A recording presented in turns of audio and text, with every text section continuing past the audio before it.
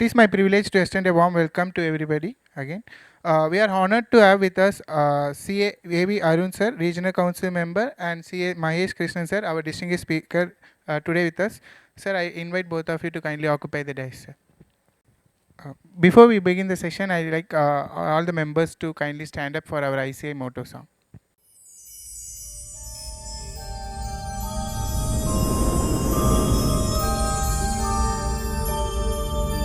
य एष सुप्तेषु जाग्रति य एष सुप्तेषु जाग्रति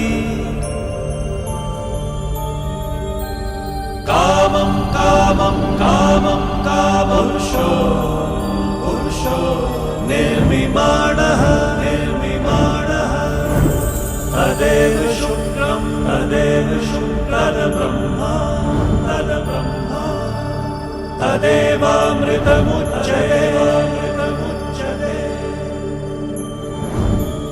तस्मिन् लोकः शतः सर्वे तदूनात्यति कश्चन एतद्वैता एतद्वैता एतद्वैता एतद्वैता एतद्वैता एतद्वैता.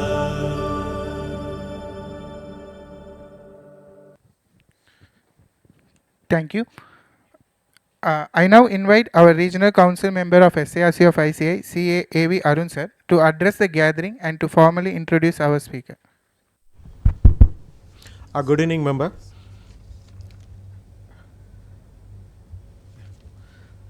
I welcome you all for today's CPE seminar on AQMM. And also I welcome our speaker Mahesh Krishnan sir for this CPE seminar. The AQMM now is a buzzword is peer review, especially after mandatory from for bank audits. So everybody is looking for peer review. So it's one part of peer review is AQMM. So very important process to be followed, whether it is a big company or big firm or a small firm. Definitely these peer review models and AQMM model is to be implemented in firms. Because we need to answer for the many regulators, especially the increasing compliance level, wherever there is a problem, especially those who are all attending that disciplinary case study things. So once because of lack of documentation and process, we are not following the process. Even though we are following the process, we never kept document the things intact. That is the main problem we face in especially SME practitioners. Not only the SME practitioners, almost in all level it is there. So definitely these kind of CP seminars help us to maintain those documents and maintain this AQM maturity model, help us to improve our compliance part. Second thing, even it is a small firms, if you start following, maybe in the initial stage, whenever we start studying in CA, when we study CA, in the first page படிச்ச உடனே ரொம்ப கஷ்டமாக இருக்கு. ஒரு எடுத்த உடனே நம்ம என்ன பண்ணுவோம்னா ஒரு ஃபஸ்ட்டு அந்த இன்ட்ரடக்ஷன் படிக்கிறப்ப எஸ்பெஷலி கம்பெனிலலாம் ஓரளவுக்கு ஸ்டார்ட் பண்ணுறப்ப கொஞ்சம் இன்ட்ரெஸ்டிங்காக போயிடும். பட் இந்த ஆடிட்டிங்லாம் படிக்கிறப்ப அந்த ஃபஸ்ட்டு இந்த ஃபோர்வேர்டு அந்த கீழெல்லாம் படிச்சுட்டு போகிறப்ப ஐயோ அப்படின்ற மாதிரி இருக்கும். ஸோ பீர் ரிவ்யூ இந்த AQM is almost is like that. Once you go into deep into that, definitely will நமக்கு அது ஃபாலோ பண்ணுறதோ இதுவும் வந்து it is not a big issue.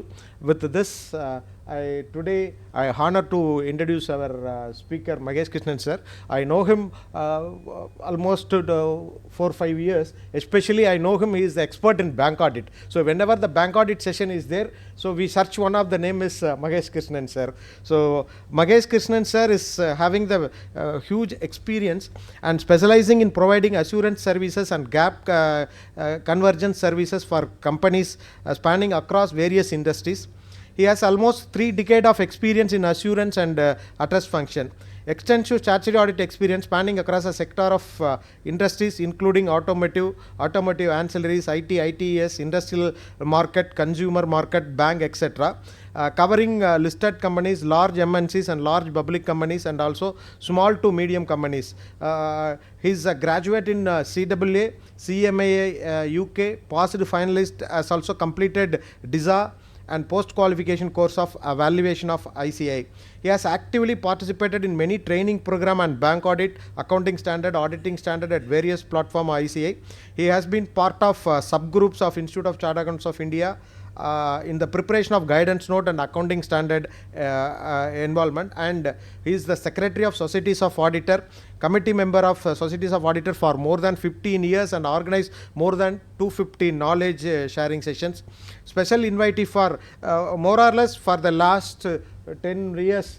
He may be the special invitees for any one of the board, either auditing standard board or internal audit board, whatever it may be. He is one of the special invitee and technical reviewer for QRB and FRRB. I think he is participated in this kind of institute activity because madam also is a chartered accountant,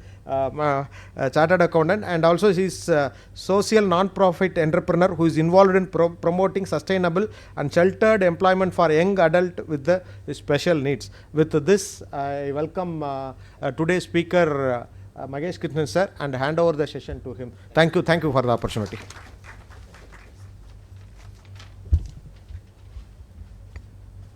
Thank you, sir. Before that, sir, to honor his presence, I request CA Arun sir to kindly present a memento to CA Mahesh Krishnan sir as a token of our respect and appreciation.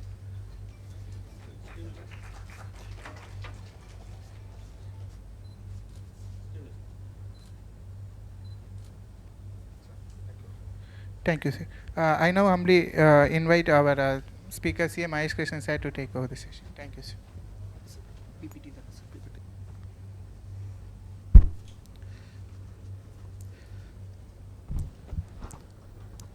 Arun sir, thank you first of all for your kind presence and the introduction.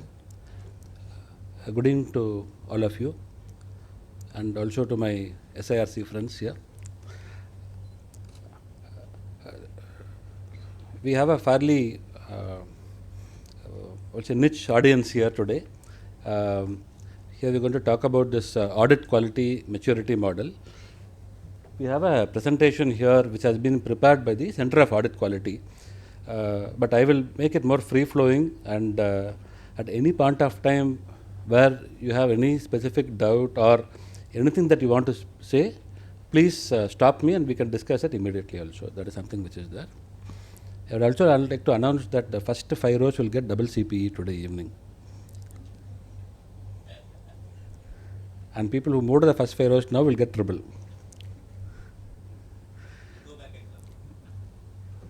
Yes, sir. So what is audit quality maturity model? First of all, before we go to that, I'd like to understand our audience here. So as sir said, I'm a practicing chartered accountant, been practicing for 25-30 years, doing company audits, not much of taxation and all those things, mainly into this accounting standard, auditing standard and other aspects. Our audience here, I'd like to know how many of you are from the industry first. All of us are practicing chartered accountants, fine. How many of the people here are already been subject to peer audit? You already have a peer certificate, peer audit. Yeah, super. And how many of you have evaluated that whether you are getting into peer audit, your requirement for peer audit is there or not? Is there anybody else for whom peer audit is mandatory? That is something that we need to look into also. So audit quality maturity model runs very closely with our peer review and peer audit. That's something which is there. Because today, the rule is that wherever a peer review is required, AQMM also will be done more or less. The applicability is also there in the institute and other aspects. The peer review board sets the tone, sets the agenda for the peer review. And peer review certificate is necessary today Earlier it was necessary to do the audit of listed companies, public interest entities and other aspects. Now they have broadened the scope. There are 4 categories or something like that. For each category there have been certain criteria given and certain deadlines by which time you should get it done. I think there is one deadline on 1st January 2026. And the frequently asked question says that even if you accepted an audit, for example, many of the audits get over in September or something, reappointment takes place, private limited companies during the AGM. Now, if a particular firm is required to have the peer review certificate on 1st January 2026 as per the category 4 or something like that, but they have already accepted the audit, no problem. But before signing the audit, they have to get the peer review certificate. If they do not get the peer review certificate, I believe they will be guilty of professional misconduct because they are not eligible to sign as a statutory auditor. Their appointment, even though appointment terms at that time was valid, it became invalid at the time of signing. This condition is not met. So, practicing chartered accountants have to be very, very careful on their applicability of peer review and getting the peer review certificate. AQMM is just a cookie hook with the peer review. So, that is how it is there. And India is the only place where we have this audit quality maturity model. So, how do we look at all our practices? We say this we have been in practice for 40 years, I have been in practice for 45 years, I have been in practice for just 10 years, or some people say this is a 2nd generation or 3rd generation family of chartered accountants, or I have 10 chartered accountants, I have so many 20 years back people say I had so many PCs, not typewriters, but they moved to personal computers. Those and all used to be put in the profile of a firm when they send a biodata or profile, whatever you call it, when a new prospective client wants to evaluate them and other aspect. So, that is used to be the norm. So, what are the norms in which they look at it? So, today the clients may look at how mature are you in your life cycle. Are you in the beginning phase, or are you in the learning phase, or are you beyond that learning in a good space, or are you in the topmost level? So, there are about 4 levels in the audit quality maturity model. So, where are we in this? That is the crux of the whole thing. So, not many corporates know about AQMM today, but the CFOs or chartered accountants, slowly they get to know about this. So, tomorrow they may not come and ask us, how old is the firm? How many partners are there? They may ask all those questions. How do you ensure that your manager and team, how do you handle attrition? All these questions they may ask. They may even ask, how do you ensure your audit quality is taken care of? Some people ask, if there is an audit issue, how do you handle it? How do you handle conflict? All these things they ask before they evaluate an auditor. But now, AQMM will be one of the major points in which they will evaluate us. They will first ask us, what is your AQMM score? Or if they say it is not mandatory, no problem. Have you done it? Please take 2 days, give me your AQMM score. So, that is the importance of this in some places. So, I presume that when we talk about this, we are having some private limited companies, some large corporate audits. In that context is what I am saying there. But having said that, when we speak about it as we go down, we will be talking more about the quality, the audit quality. The audit quality and audit risk is something there.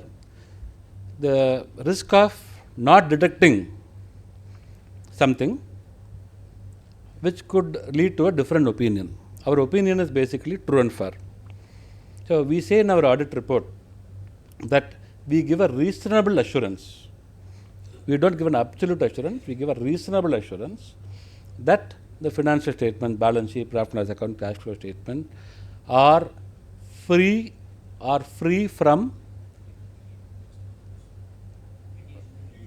material misstatements due to fraud or error. Therinjo, theriyamalyo, fraud or error. So, error is there or there is an issue. Is it material enough to change the decision making?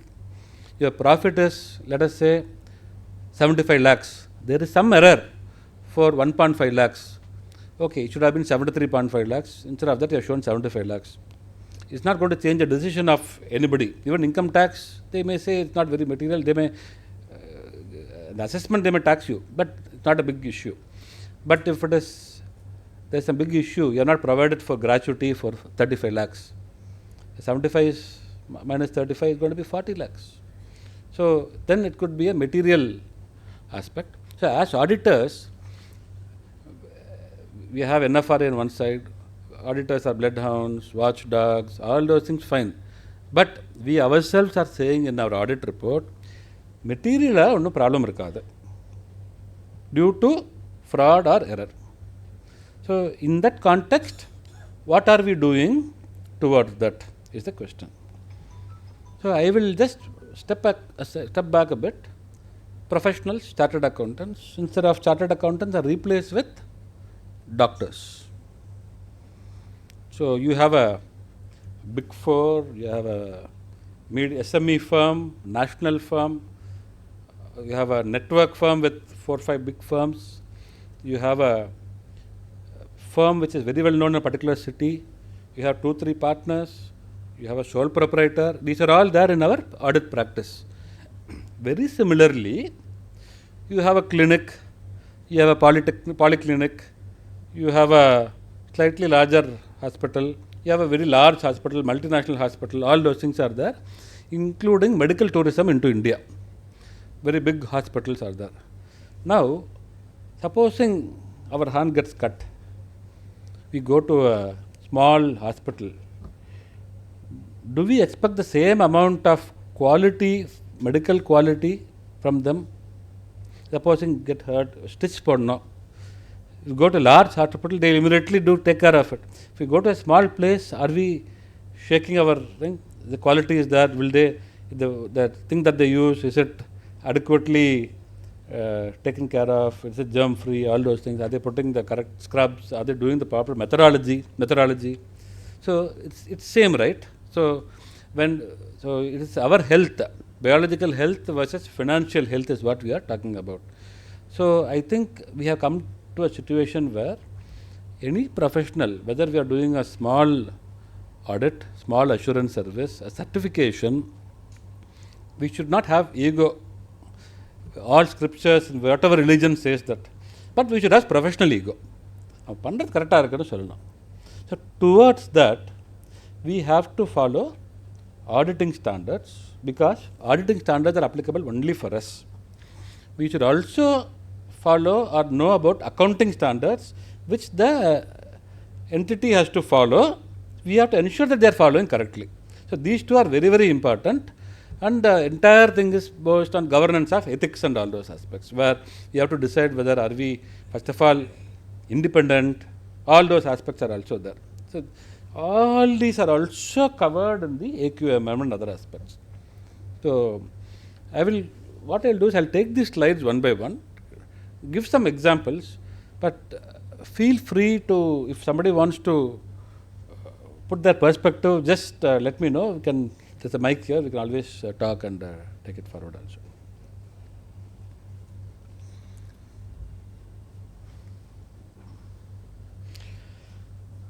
So this, as I told you, this particular presentation is prepared by Center of Audit Quality. As I said earlier, we started off with peer review, ICAI, PRB, peer review board. That is only the whole fountainhead of peer review. They manage that. But there is something called CAQD, Center of Audit Quality Directorate. If you look at it, institute has certain boards, accounting standard board, auditing and assurance standard board. There are few directorates. Directorate is something a different status compared to a board. CAQ, Center for Audit Quality. How many of you have gone to the website of CAQ? Okay, my request is ICAI space CAQ. Google pannunga. Please Google that. Not now, later on. And you will see a lot of good stuff over there, which will be very useful to us. You have, for example, a PDF on what types of audit reports are there, examples of qualifications, examples of emphasis of matter, all these things are there. There are a lot of toolkits available on how you can use materiality and all those things. And AQMM is also a product of CAQ. The CAQ is there in, just like we have our accounting standard board, you have international accounting standard board, you have international auditing and assurance standard board, IFAC.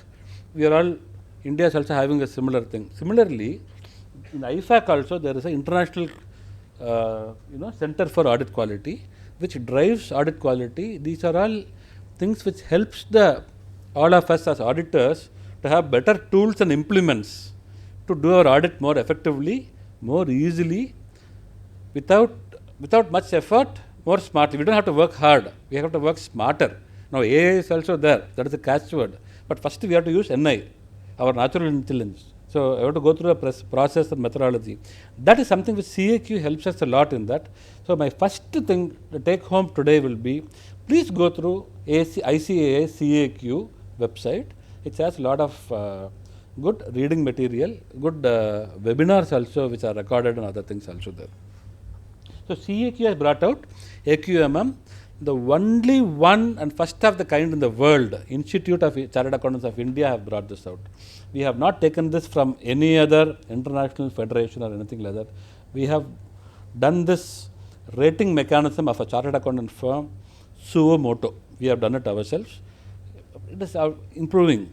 There is a version 1 AQMM, revised version 1 was there, and now it has gone to version 2. Now for everybody, model 2 is only applicable. So what does this AQMM do? There is a list of questions. It's a questionnaire which, before the peer reviewer comes to our office, we need to fill it up. We have to touch our heart and fill it up properly and put the score. Now, some questions will have 8 marks, some will have 12 marks. I don't know if it's plus or minus. Either it is, you jump up, you catch the mango, or you come back to earth without the mango. Similarly, it is 0 or 12, 0 or 8. You cannot put 4.5, 5.5. Judgment and all is not there in the marking. Very rarely it is there in that marking. So you have to be very, very careful. So you have to put your own self-assessment of this mark. There are 3 different sections. Each section will have its mark. Based on the total percentage is there. Based on the total percentage, you know whether you are an A, B, C, D category. The highest category is better. Lowest category means you have to move towards the higher ones. So that is how the whole structure is given. Your self-assessment, that Excel sheet, is given to the peer reviewer. Ideally, the peer reviewer will look at this. After he has done the peer review, he would have selected some sample files. He would have got an idea of the organization, the audit firm, how they go about doing the audit, how they do a documentation. So he would have got some idea based on the 3-4 days or 1 week that he is spending with you. After that, he will go through this and he will give his marks next to that. His marks are only taken by the institute because he signs it off also, and that will give you the score which is there. So this is the sum and substance of AQMM which is there. Any questions till now? Okay, thanks.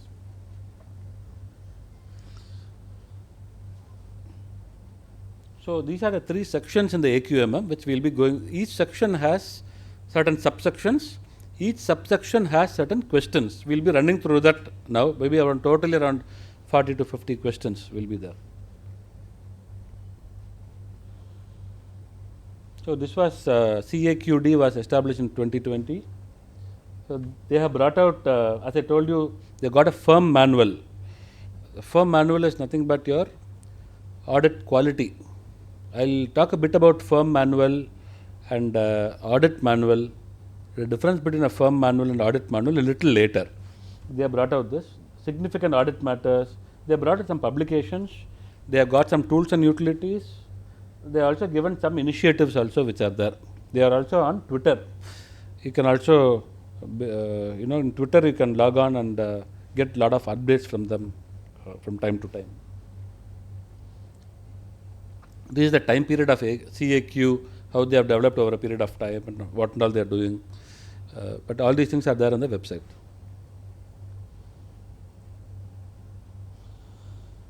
So AQM review process, as I said, it is part of peer review.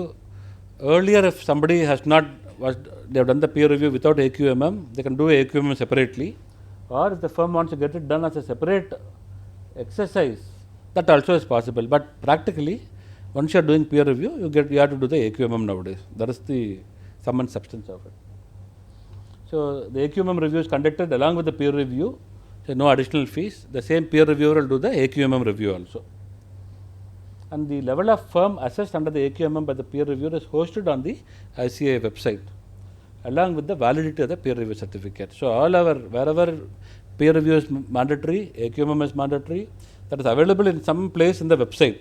So any of our clients can go and see that list. So there's some reference point is there. Something like the grading, if not the marks, the grading is there, A, B, C, D, grading will be there. The peer reviewer has to submit Annexure 3 along with the peer review report, and the level of the firm ascertained by the peer reviewer shall form part of the main report.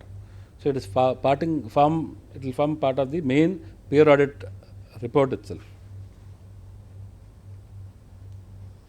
So AQMM, we have the actual audit quality maturity model questions in the 3 different sections, which we are going to run through in a PPT. Then there is an implementation guide also, some doubts or practical aspects are there.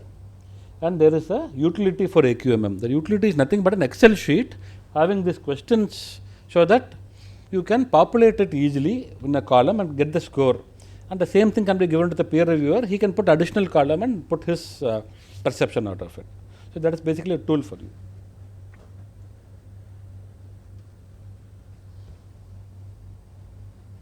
I think I have explained all this. Shall move. It is basically self-assessing. So as a firm, it's not enough if we self-assess. When we did it in our firm, each partner did it. Each of us came up with different scores. So I thought we are very strong in a particular place. Other partners said, no, we are not strong there. Then we almost got into arguments and other things, because I thought this is fine. He said, no, this is the lacuna we have here. So this is a very good thing for discussion for your quality, how you can change your processes and all. If any of you come here to understand that, I will give that this is the book that you have to follow, form to fill and all. No, it is not there. That is all incidental. We have to start living, breathing quality and doing it, demonstrate it through documentation, and then it gets into the score. So, இப்போ ஆரம்பிச்சோன்னா இன்னும் 3 years நம்ம பண்ணலாம் easier. So that's how it will be. And honestly, many of us are doing this.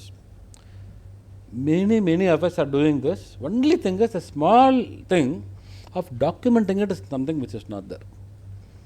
So that is the aspect which is there. For example, I'll just give a small example. Last quarterly review of a particular entity we are doing. So we have to see a particular objective of additions, fixed asset additions. So our team has done it. What they have done is they have got the entire fixed asset additions, then entire additions is there, total is there, everything. Then I asked them what have they done. Some of the rows were bold color, some color were there and all. So they explained to me, sir, this is the entire list of things, sir. We took the total, we tallied it to their general ledger, it is tallying, sir. Then we took all these, whatever bold we have taken as sample, sir.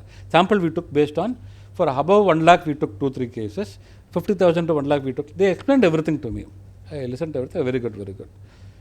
I said, after 2 days, who is going to listen to this? Or this article clerk will finish in 2 years' time. Nowadays, not even 3 years. 2 years only articleship. They will leave. Peer review will come after 3 years. Who will tell that all these things have been done? So we should notes on work done. We should just put down, tally the total. So the total is there. Adukku adila, as per GL account code number so and so, this amount. This one is this nil. Or if there is a small difference, not very material, something like that you can do. So these small things, we don't need big for documentation and all things like that, or big firm or whatever it is. We ourselves can do it in a very practical thing to demonstrate So there is something called in Sarbanes-Oxley Act review controls.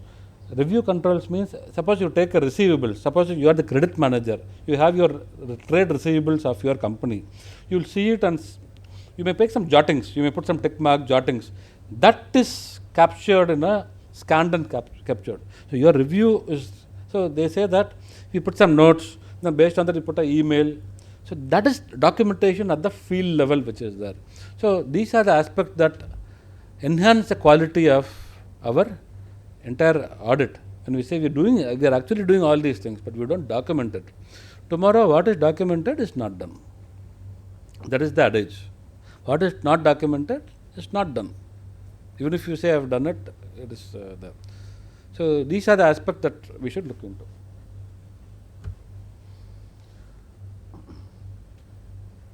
So utility is this Excel sheet, as I told you.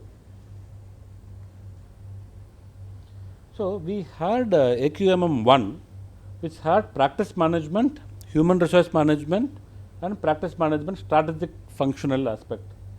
These were the three things, total same marks, but then what they did is they took the section 1 and section 3 of version 1, the practice management, and made it into one section in the second version of AQMM, and the human resource is still there.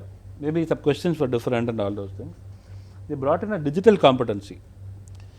There is also something called digital competency maturity model, which is a separate thing. It is not audit quality maturity model. Digital competency maturity model separate is there, but some of it they brought it here also, which is again very essential, because post-COVID, many of us have started giving our team members laptops, computers, everything is happening digital form. We don't go to the client office. No longer we have, honestly, in some audits we had 6 or 7 box files. Now it has got reduced to 2 or 3 only. What happened to the rest of the files? Where is it? Is it in that laptop? Whose laptop is it? Is it that article clerk laptop, our laptop? How are we securing that? Now DP Act also has come down. So how are we securing the confidentiality of the data? So these are the questions that are also coming up. So that is why they have got digital competency in the next version. Some of it, honestly, may be not very relevant to us, but theoretically, everything makes sound sense, I would say. Minimum pass mark 30%. Each section we have to get 30%. That is the thing. So if you get 30, above 30 but less than 50, that means you are in a nascent stage or the early stage.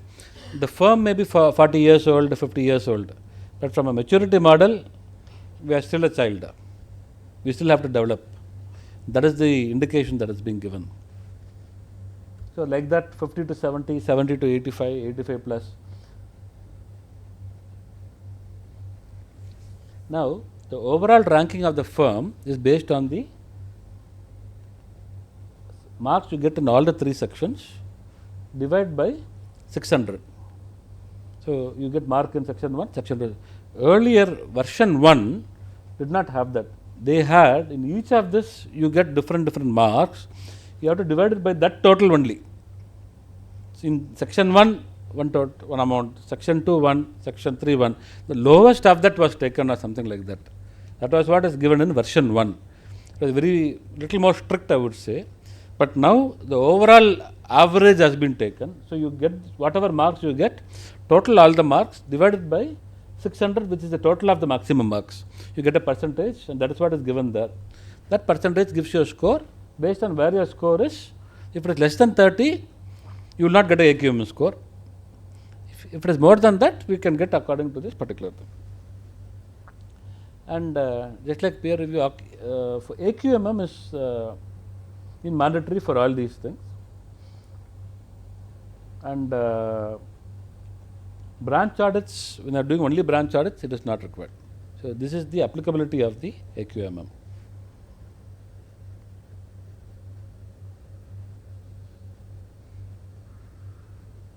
Again, it is applicable for practice units from 1st April 25.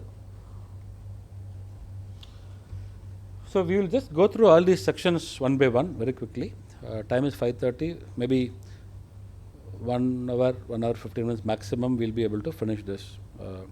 Please again stop me wherever you have any questions, or if you want to share something, please do let know.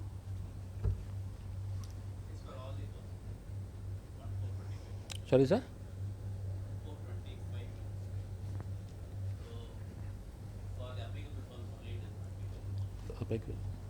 For those firms which are applicable, as per the previous slide, only those cases it's applicable from 1/4/25. Yes, sir. It's applicable. what So, will happen wherever in peer 1/4? review is applicable, it is applicable. There is one recent thing which came on applicability also for the level for the stage Small 3 and firms. stage 4 also. Stage 4 it came firms. in, I think, December, last December. Now it came 2 months back or something. Yeah, that applicability is come. We have to use that as a parameter and take a call. So, I'll come to the applicability little later on. So, these are the 10 different subsections which are there in the practice management assurance. So, practice management is nothing but when we get an audit, how we are going to do about doing the audit, how we are going to deploy people, all these aspects are there in the actual operational aspect of our audit practice. It could be a statutory audit, it could be a certification, it could be a tax audit, it could be a stock audit, anything. It could be any assurance engagement. How are we going about doing our work before we issue the assurance report? That is what is being evaluated. They look at the different areas, different things. Do we have a manual? How the effort monitoring is being done? Quality control is there? Client sensitization is it there? Regulatory compliances. So, there are 10 different sub areas on which they are going to evaluate us. For every area, there would be 2 to 10 questions which are being asked, which will have different types of marks also inside that. That is what we are going to look into. So, now we look into each of this 1.1 to 1.10. See, the mark is also here. If you see, the presence and implementation of format checklists and templates, 230 marks. But it is not just one question which has 230 marks. It is not the mandatory question, the first question. That 1.10 has a series of questions which will be answered and scored. So, 1.1, so we have this is all inherent in the entity. Revenue from audit and assurance services. So, what type of a CA firm is this? I am using the word CA firm. It could be a individual practice, it could be 2, 3 partners, whatever it is. So, do you have more of assurance audit, assurance work, or there could be some entities, CA firms, who are only doing manpower supply, not much of certification or something. They have people, they send them for some CFO type of work, they go and review it, or you can say consultancy, whatever it is. But in that case, you will not be able to get much marks here. So, they are giving more skewed towards assurance engagement. If you are doing more assurance engagement, you will get more marks. That seems to be the idea over here. Score is based on the revenue from audit and assurance, such as statutory audit, tax audit, all those things. So, percentage. So, we have to, so to do this, we need to categorize our billing based on this and see where are we standing in terms of that billing. That is what we need to do. So, every year we have to keep that ready and all those things. The guidance, nitty-gritty things I am not getting into it. Whether we should take last 2 years and take an average, all those things are there in the particular Excel sheet. The notes is there very clearly. I am only going into a conceptual aspect right now over here. Do you have a vision statement and mission statement? Many of the firms now have a website.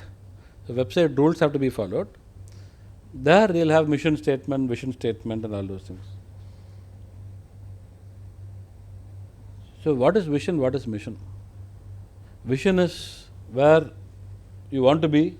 The mission is how you reach, or is it the other way around, I do not know. But many firms now have a vision and mission statement. See, all these things helps us to, see, nowadays the movies also have a tagline, no? Like that, the firm gets a tagline. Like Tata Steel says, we also make steel.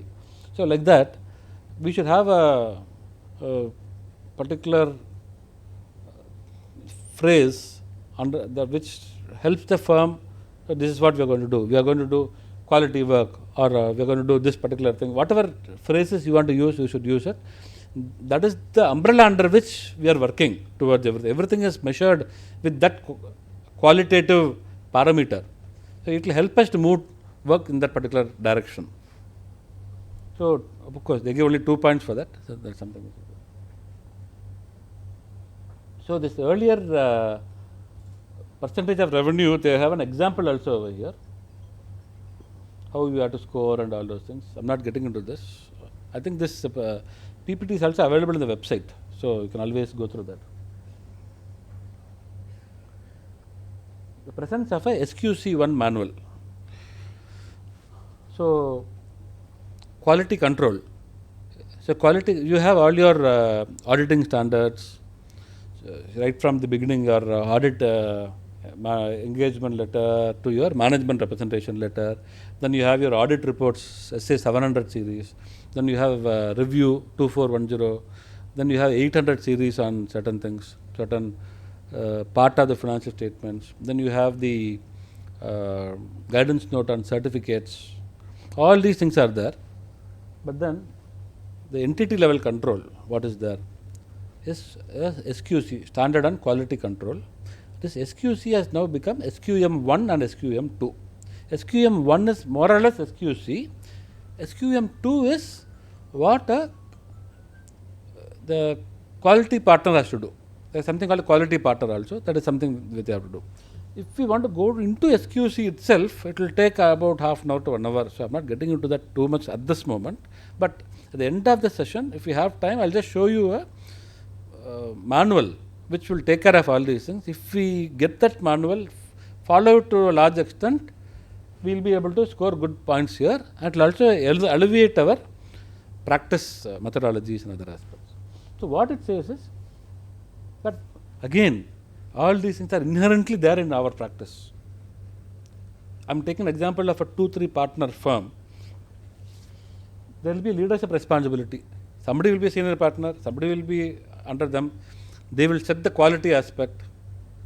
So in my firm, when we started doing audit, a senior partner will, maybe as a junior partner, there will be audit managers and all. Sometimes the audit managers may be senior to us in age also. So the roles in the assignment will be different.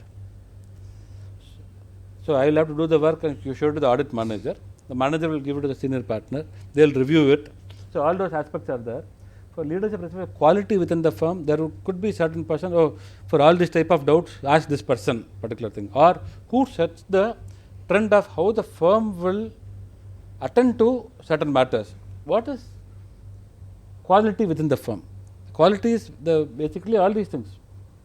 Ethical aspects. How are we taking our clients? How are we assessing the independence before we take the client? How are we deploying people? For a particular, if you have a large audit, can you deploy just 2 article clerks and do? It may not be sufficient. We know how much we need to have 1 chartered accountant. All those things are inherent in our system. But those things are basically articulated in a manual. They say this is how the firm is going to work. So even if the particular leader tomorrow retires, this manual gives the way of doing things. It's like a SOP. It is like a standard operating procedure for a CA firm. So what could go wrong? What could go wrong basically? Ethical requirements. We may not be independent, we might have taken the audit. So what is the control for that? So what could go wrong is the risk. What is the control for that? Before we take an audit, we have to evaluate, is there an independence issue or not? Something like that. So for that, there is an independence form is available. So we have to fill it up.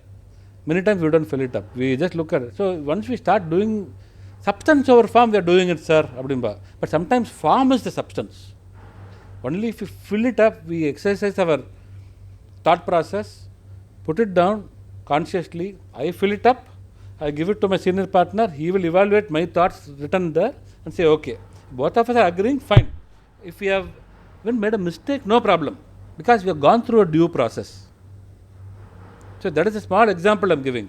So everybody, we can do an acceptance of a client continuance also. I remember in our firm 20 years back, somebody will come and say, sir, they are not putting all the provisions, sir. They are creating a lot of problems, taking a lot of time also. Time or the fees porla. So they say it's better not to take the client. We cannot, sometimes they say it takes more time to make them do the entries and other things. So you have to ask more fees next time. So that means the quality is tolerable, but time is taken, so you have to ask more fees. Sometimes no amount of fees will give you the comfort if the client, you are not comfortable with the client for some reason. So all those things are this continuance and acceptance and continuance of client. So new client acceptance form is there, re-acceptance is there, all those things are there in this particular forms which are there. You have forms available for all these things. It is available in Google, but CAQ also a lot of things are available nowadays. So these are the things. So if you know, so how do we as a firm start doing all these best practices? CAQ has a audit manual, firm manual they call it. It is there. You start using that. That firm manual has certain procedures. It has certain annexures of certain forms available there. If time permits, I will show that also here. We can see that and take it forward. So all this SQC has to be done. The best thing for the SQC is use that manual, tweak it to your own particular use based on your firm thing.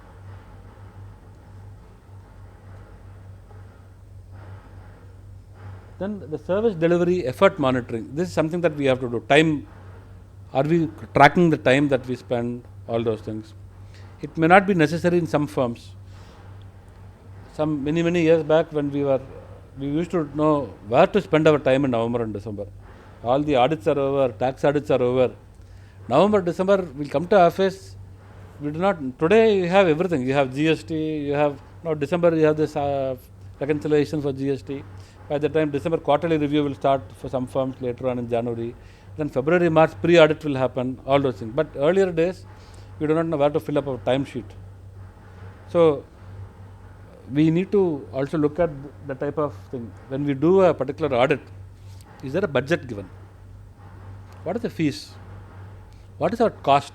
So what we try to do is, okay, now a new chartered accountant, we have to pay, let us say, 50,000 rupees per month. So what is his cost per day? We break down at the basic cost level, we break down. At least double of that we put as a pricing and keep, this should be the amount. So you take this amount as the, double that amount is the pricing cost. I call it pricing cost for the time being. That into number of hours, what is the number that comes? Compare that with the fees. So we may find that in many of our audits, this number is much more than the fees. That means you are spending more time. But I put double. So there is a margin inbuilt. So you have to start doing something like that to start calibrating the time spent and all those things. Many of the times what happens, we are spending time, but we do not bill for the client because it's all a fixed price contract and everything is inside that.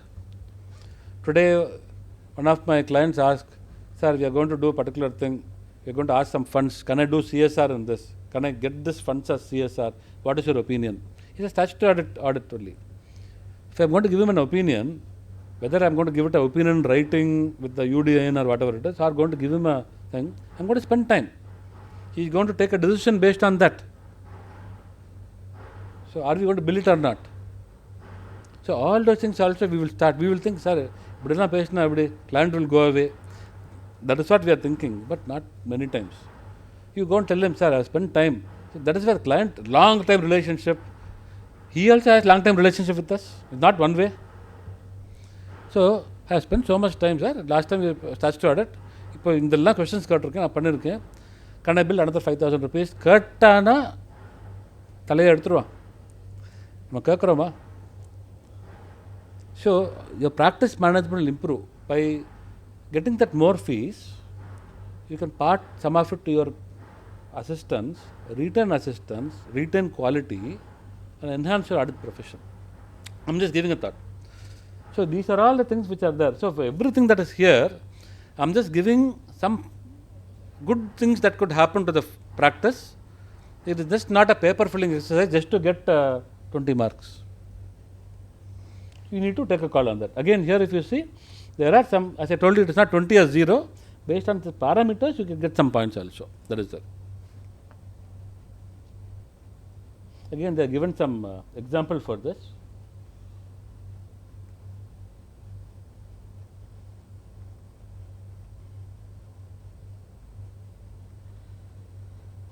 Then, has any advisory been issued by QRB or C&AG, FRRB?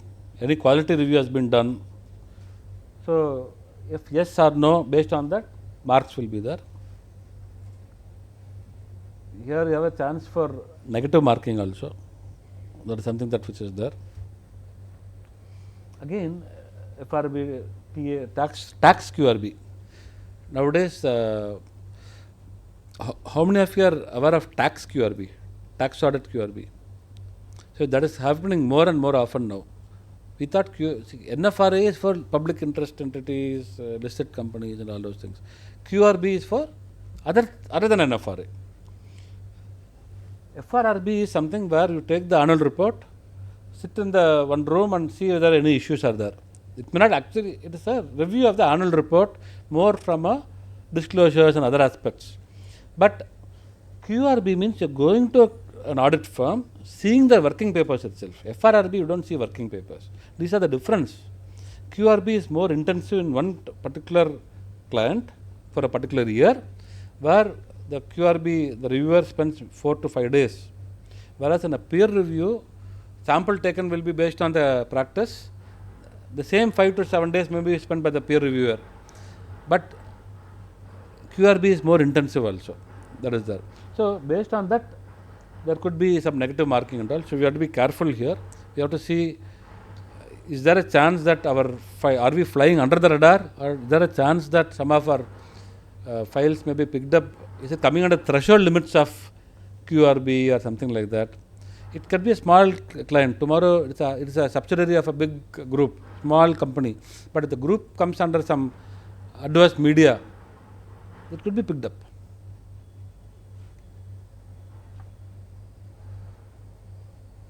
So these are the questions. Disciplinary, is there anything? If yes, there is some minus 10 points. If no issue is there, no positive point, it is 0 marks. No negative points.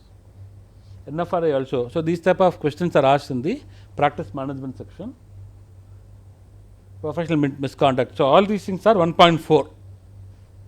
1.4 is the section on quality control for engagements.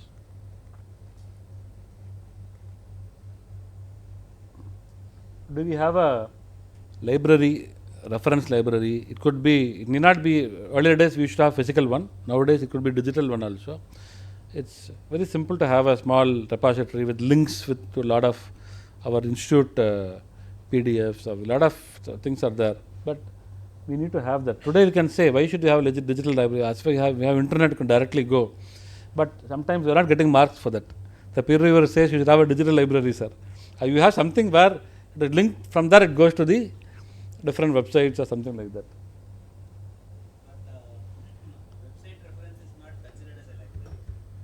Yeah, it's a perception. So then there is a discussion. I will not say argument. There is a discussion between the auditee and the peer reviewer. Then we go to the implement guidance note and see what is there. Practically, there are some places where different people can take different views also. That is there. Sorry, sir? Yes, sir. Yes, sir. That is also there. Correct. Absolutely. Yeah. So that is there. Now, TCWG. I'm sure all of you may know this word TCWG. In the client is asking, what is this TCWG? TCWG, those charged with governance. So the entire concept again here is very, very important, because again, this is something that we have been always doing.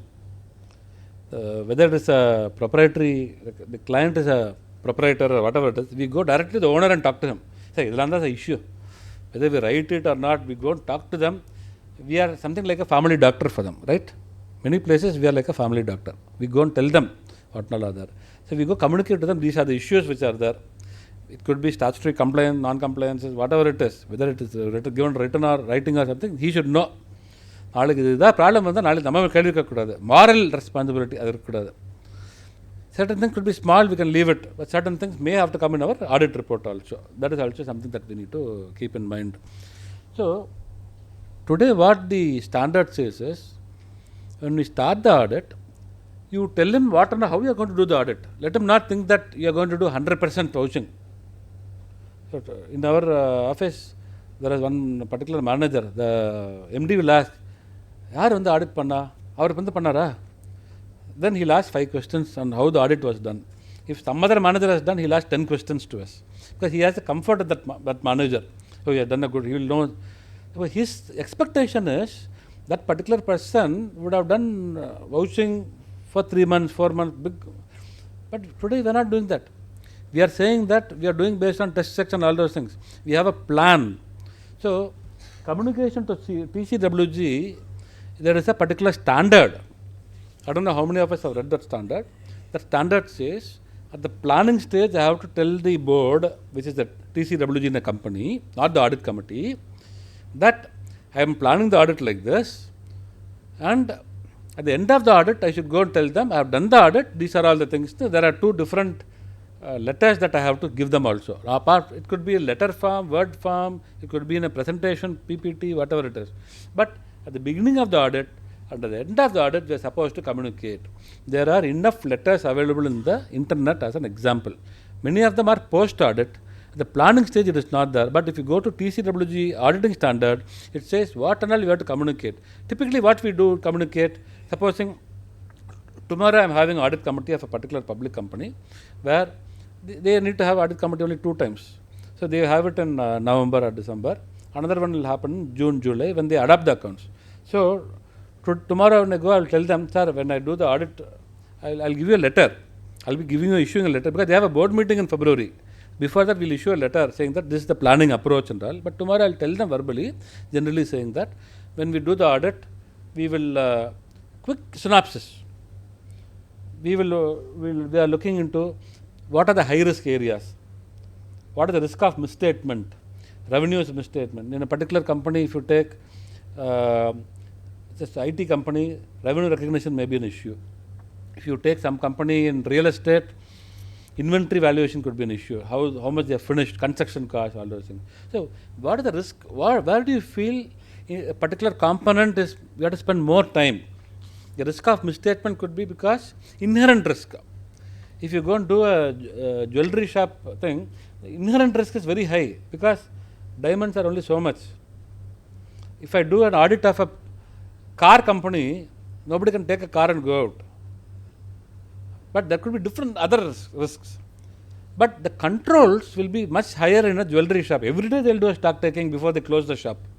Whereas in a car company, they will not do every day. Maybe they do monthly, or a staggered way they will do it. So there is something called inherent risk, there is something called controlled risk. All these things we are already subconsciously doing in our mind, subconsciously putting audit steps, consciously telling our assistants what to do. That alone we do consciously, we tell them at least, but not maybe document it.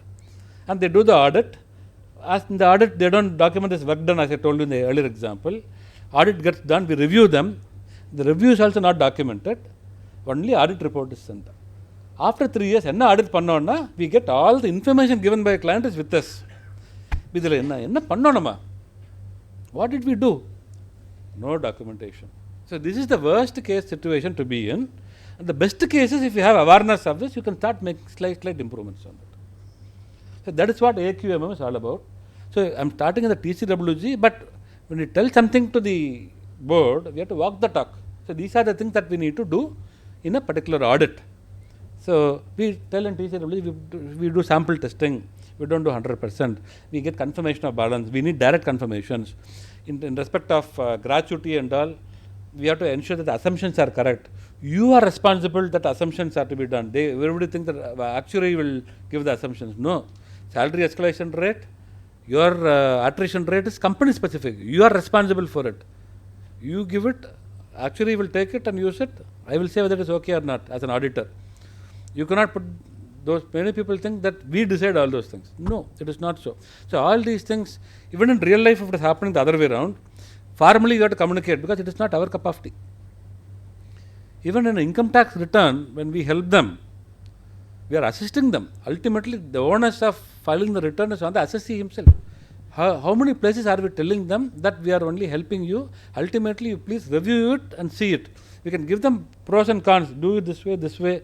If you take this stand, this is the risk. If you take this stand, this is the risk. You can tell all those things. The ultimate choice is, if you sit in that choice, your independence is gone. If your independence is gone, you have to step down as a statutory auditor. You can do internal auditor, you can be a consultant. Statutory audit, don't do.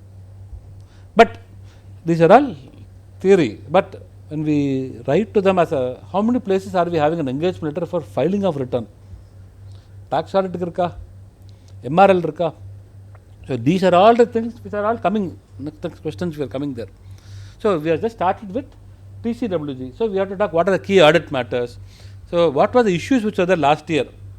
We had a thing where the auction was done on 29th March, but the goods were removed only on 3rd April. They are saying that when the auction is done, auction mudichachu sir, they have taken, eduthunta sir. Adukapra enna sir, move pannidhu sir, goods are moved on 2nd April. What is your problem? They also put in the accounting policy that when the auction is done, the sale is booked. Accounting policy la pota poruma. I am going to come and accounting policy potana, it's still murder only, sir. The accounting standard doesn't say that. The standard says earlier risks and rewards, now control has to go. I ask a simple question. Okay, auction le 29th mudinjirthu sir. 3rd April they have taken it. Naduvula da fire vandha yaar responsible? Insurable interest yaarku irukku? And control. So accounting standard of compliance is not pakkanum. So if there are specific issues, we have to highlight it to the TCWG earlier rather than later. These are the ones that are saying here. And what are the significant judgments which are there? What is the useful life, residual value, assumptions for actual valuation? Suppose they are doing revaluation, on what basis are they doing revaluations? Impairment testing and all big issues everywhere. Why are they saying segment is only one segment? I did an audit of a company where the hotel industry, and they also later on acquired the aircraft catering unit of a particular, in a small country, they also acquired the aircraft catering unit. I argued to them saying, they said they were a hotel industry. Hotel rooms is one thing, banquet is one thing. Rooms specific, you get money. Banquet is where the mullah is, the profitability is in banquets.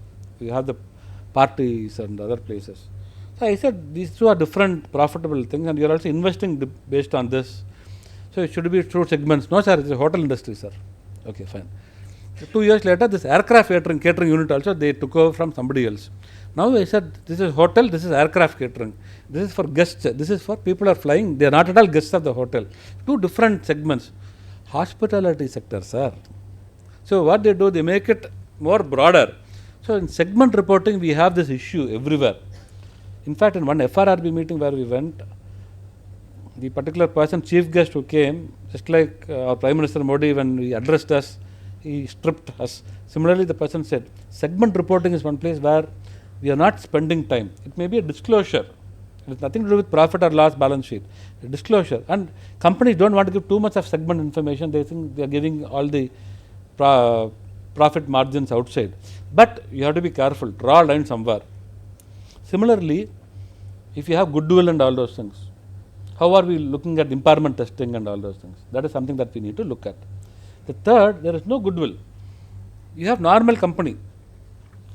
There could be one particular thing which is not doing well, but other divisions which are doing well. So this is a separate cash generating unit. It is like a group 1, group 2 in our exams. This is you got only 45 marks, you have got 65 marks here because overall more than 50 a pass. But this has pulled you down. So if you look at CGU group 1 alone, there is a problem, and those assets may have to be impaired. However, is the company first of all saying what are the cash generating units in the company? You take a big hospital chain, every hospital in Trichy, Madurai, Madras, Hyderabad, it's all doing the same thing. But if one is not there, won't others function? It will function, right? That means each of these hospitals are separate CGUs. Supposing one hospital is not doing well, is making a loss, those assets may have to be impaired.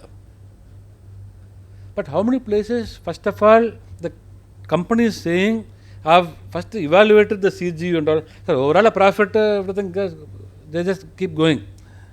Tomorrow when the 2 weeks back the review comes, a technical review comes with all this knowledge, he will ask us questions, and NFRA asks questions from the auditing standard and accounting standard. This para says like this, you say I have followed auditing standard, accounting standards. If they put 2 and 2 together, ask you what are you done. Simple. If you look at all the NFRA publication, that is how they are saying. Simple language they are saying. So what are we doing about it? So segment reporting, the CGU impairment testing, goodwill. In goodwill is also another place where now NFRA 4 has come with a not for financial asset, non-financial asset they have come. That CGU concept they have come. ECL they came earlier. And also goodwill also there's a big thing. So what happens? Today, I buy a particular company. There's a company which is today valued at 2 lakhs. Let us say for example, it is a 2 lakhs company. I acquire that company. They have some skill sets. They have clients. Even if I acquire it, it will keep running at 2 lakhs. That valuation is there. But I give 5 lakhs and acquire it. I want to acquire it. I pay 3 lakhs more. That comes as a goodwill in my books of accounts. Why I am paying more? Because when I acquire that skill set, I acquire some people from there. I already have some clients with me. With their skill set, I can put it in my 35 clients. They are now making 40 lakhs profit. Once they start doing, they also have time in their hands. They don't have full thing. I use them for these clients. I make more profit. So I know I'll make more profit. So I don't mind paying 5 lakhs. Ultimately, now kudutta paisa I get my return, payback. So that for 2 lakhs I pay 5 lakhs. 3 lakhs is my goodwill. Under old GAAP, goodwill will be written off over some time. Under Ind AS, it will be tested for impairment every year. Abadiye account permanent, unless you feel it's an impairment. What will happen? It is doing well. That particular company is doing well. I am able to generate a lot of it. Is a subsidiary, let us keep it. They are able to attend to my other clients also. They are making good profit. Their profit comes to the holding company as a dividend or whatever it is. The holding company also gives it as a dividend to the shareholders. 10 years go by. So for the extra 3 lakhs, I have made, let us say 1 lakh every year extra. I made 10 lakhs in the 10 years. I am happy because the 3 lakhs has fetched me 10 lakhs. 11th year, they start, their life cycle is there. Whatever they are doing, that is going to go out. Slowly the profit reduces. My consolidated profit will reduce because their profit is reducing. Or they make 0, no profit, no loss. Versus the loss, if they make loss, my other profit also will be pulled down. At that time, the auditor will come and say, already because of this my loss is down, this good will also break a provision. So these type of issues could be there. So are we looking at all these type of quality matters? These are all things which are being evaluated in these particular things also. We need to look into those aspects. So TCWG means risk, what and all are there, all these aspects we need to take a call. If you have a particular large client where the 40% of the fees is from one particular entity and all, there are certain safeguards that we need to do. We have to ensure that a quality partner is there. Supposing we have 2 partners, one partner is engagement partner, other partner should do quality partner. If it is a sole proprietorship, you can even get somebody engaged from outside to do that. So if you have a client on which you are depending, 40% of my fees is only from one client, my independence could be lost. If the client walks away, 40% of my income is gone. I will cater to him. That may my independence may be gone. Therefore, after I do the audit, our ethics now says, even if you are doing the audit and all, ensure that a quality, somebody, another partner sees it and signs it off. Or if you don't have any partner or something, even another person from outside can also do it. Something like that is there in the code of ethics. So that has to be followed. So these aspects we need to look into. Do you have a list of our clients, anything coming, hitting 40%? It may not be one company, it could be a group of companies also. ultimately the group is with one particular fountainhead. So we have to take care of these aspects. Minimum fees, are we doing it? Yes or no? These are all easy things to understand. UDN service generating within time. If the accounts are done, board meeting has been held yesterday. Why are we waiting to take the UDN next week? Accounts are supposed to be done yesterday, result in black and white, it's supposed to be signed itself that day. Sometimes, nowadays digital signature means you cannot even push it. But your physical signatures, sometimes it takes 1 or 2 days, or sometimes they have to go to Bombay, get somebody's signature direct and come back. That is fine. But UDNs are taken too long as thing. That means sometimes the numbers are not frozen. The meeting was held much earlier, or accounts were done later. These are all surmises, presumptions that can happen. So the UDNs will be evaluated. If the certificate is issued today, the UDN should be dated today. It will be taken today. It should not be taken after. We have 60 days time. But why more the delay within that 60 days? Here we may be penalized. Another aspect is, if we take the UDN not on the same day, but in today's certificate I take it tomorrow or day after tomorrow, are we printing it on the paper? Or writing by hand? If we print it, that means the paper has been printed tomorrow and dated today.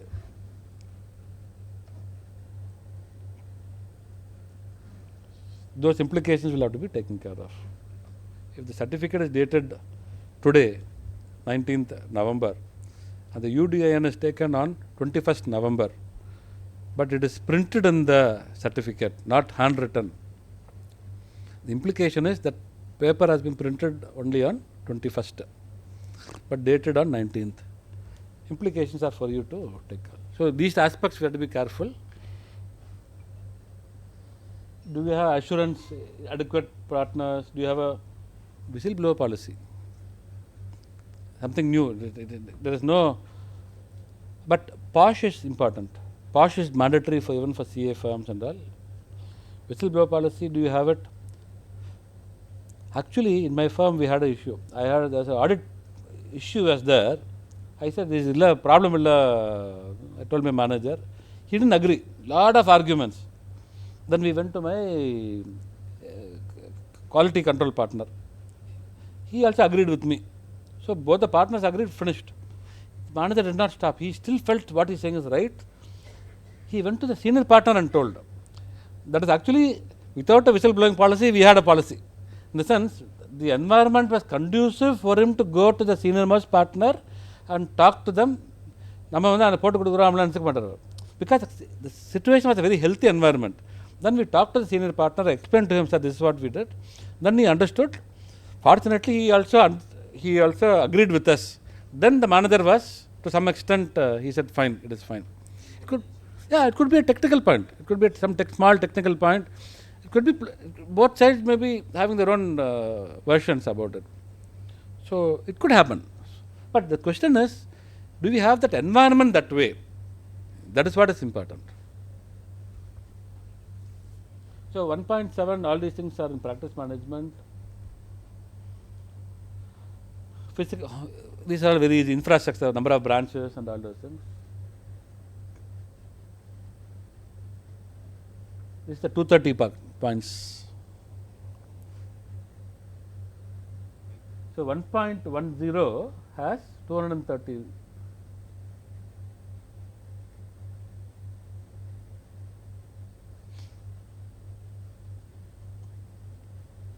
These are all the marks. 230 marks are spent here. If we spend time on these 4 slides, we will be spending time on company audit, sir.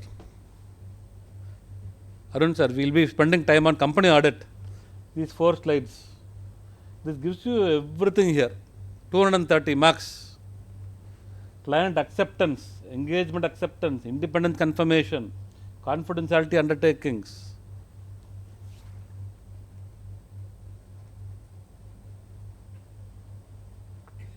In the 4 slides is sufficient. End to end audit is tied up.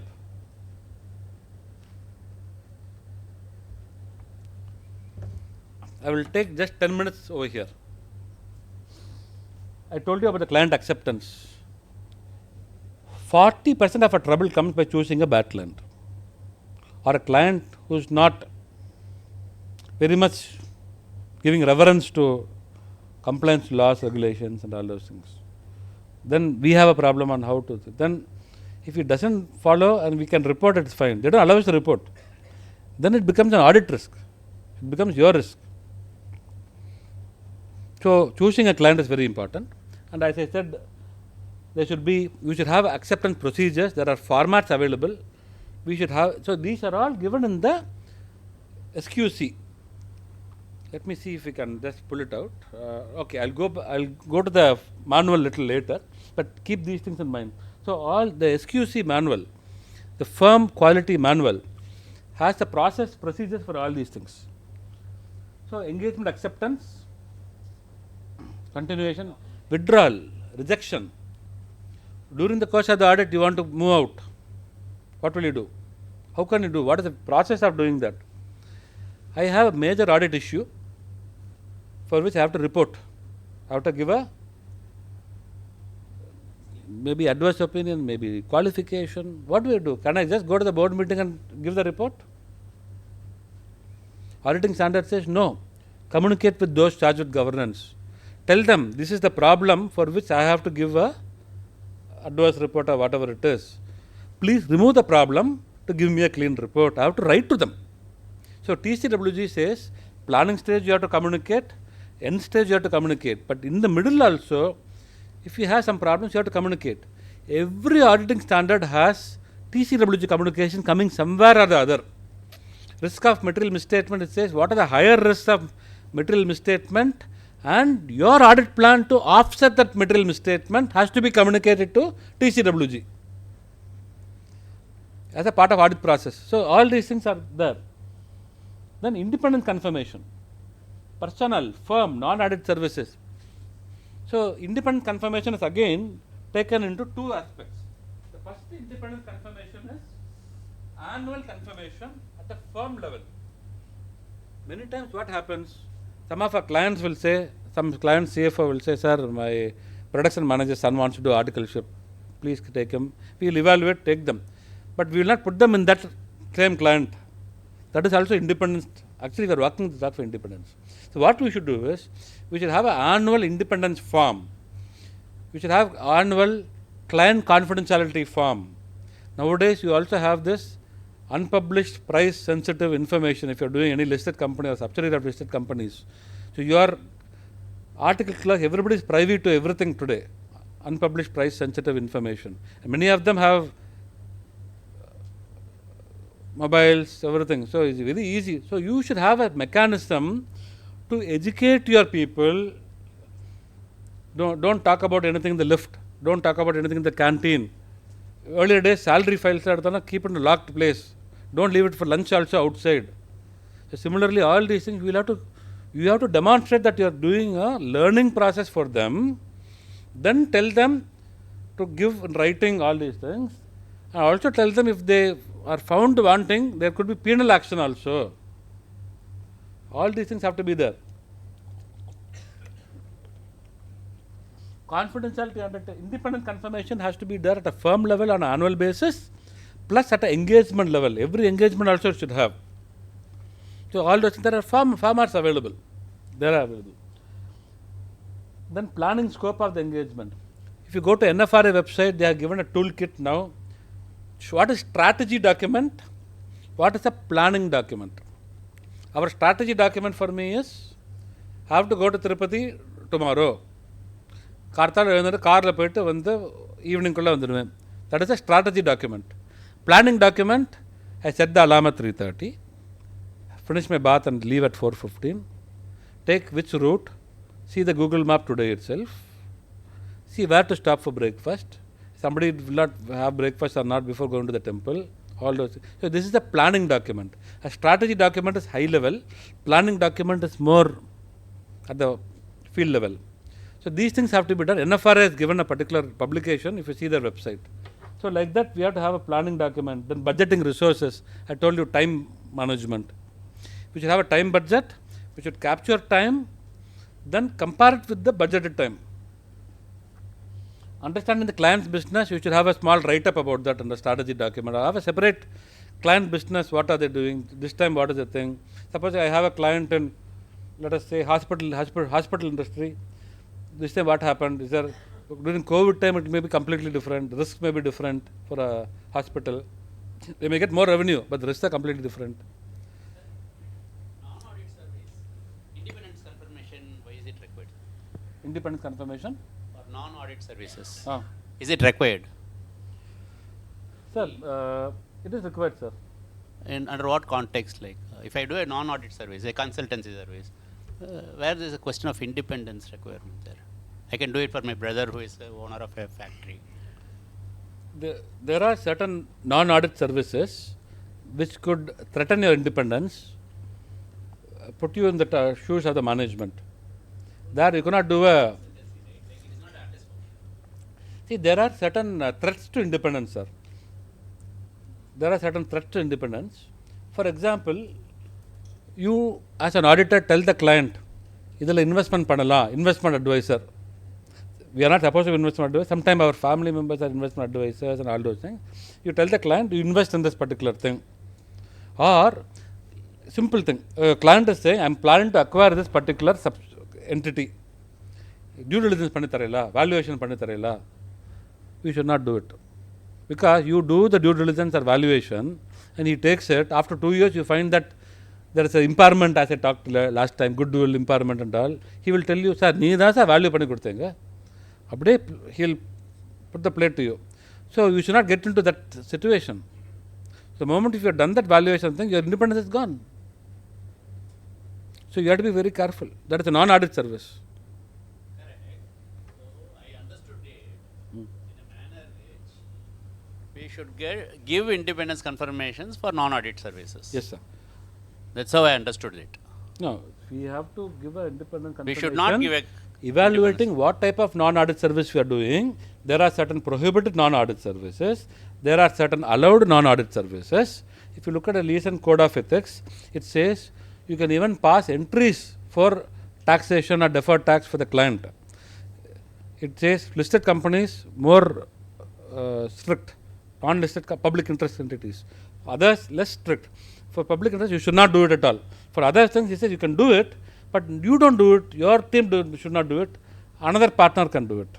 Like that, your code of ethics says that, Institute Code of Ethics says that.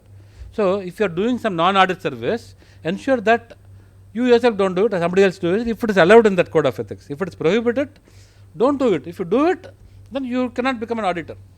There are many people who have done some concurrent audit of a bank or some small work for a stock audit for a bank. Later on, they get a branch audit or something, they are prohibited from doing it. So another team of your own office can do those entries and you can be the auditor of that.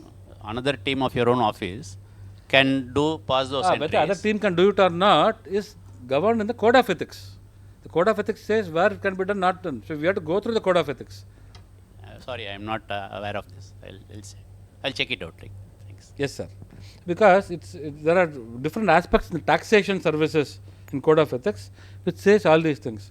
Valuation services, it says certain things. So, otherly it says what is allowed, not allowed.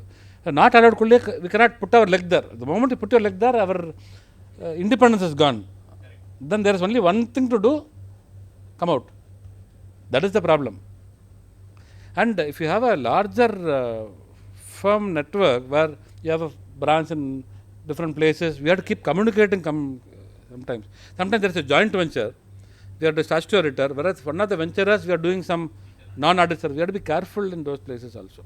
So, how are we having a system in place to communicate? The framework, that itself is a challenge for slightly larger firms. Smaller places, we keep talking to each other. So, understanding client business, applicable laws and regulations, that is very, very important. Again, not carrying coach Newcastle, but laws and regulations are divided into 2 or 3 different things. One is certain laws and regulations which, if they are not followed, will directly affect your audit report. Income Tax Act laws and regulations, if it is not followed, they don't provide properly, true and fair view if it is material. Indirect tax, it is material.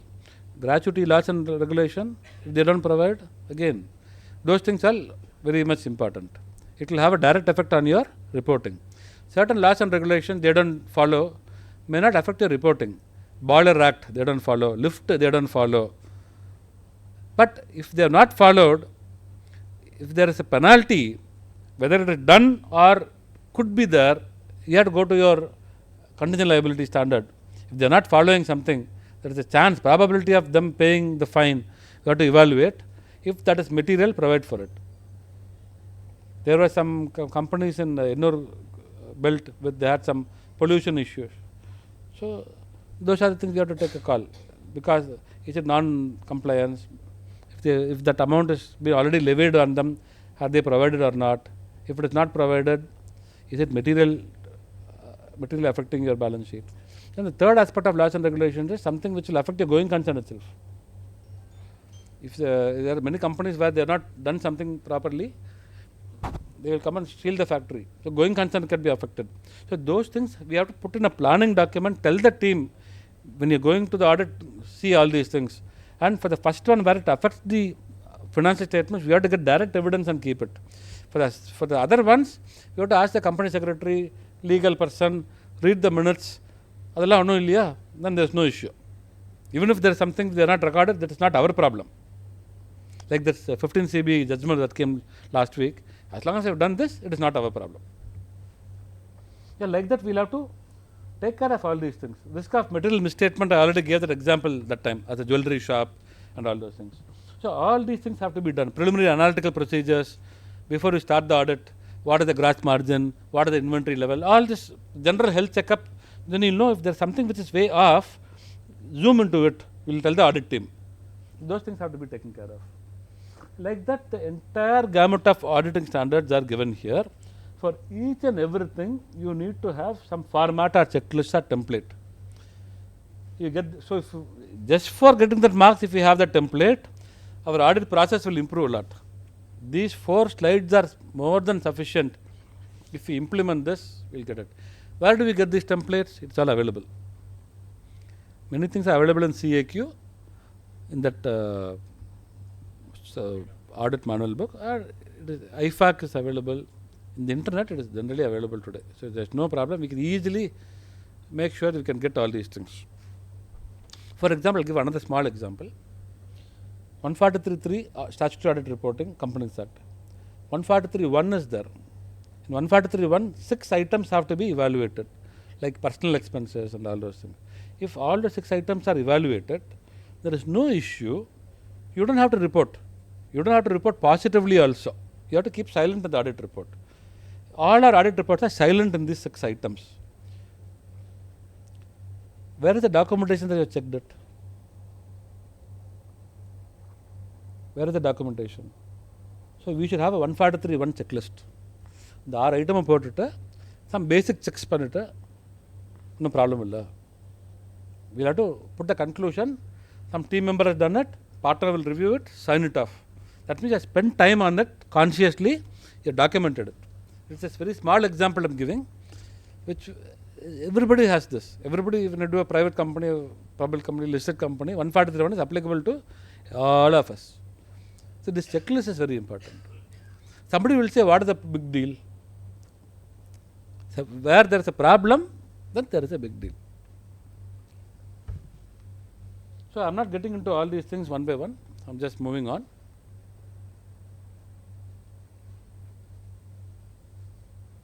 Schedule 3 checklist, CARO checklist.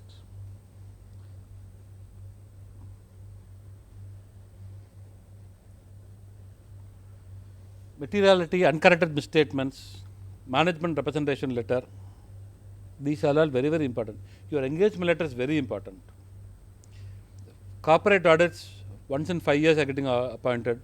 No problem. One engagement letter is sufficient for all the 5 years. But the 3rd year, just say that the same engagement letter is valid. I had a particular company where they had a particular business. The business was sold. The company was still there.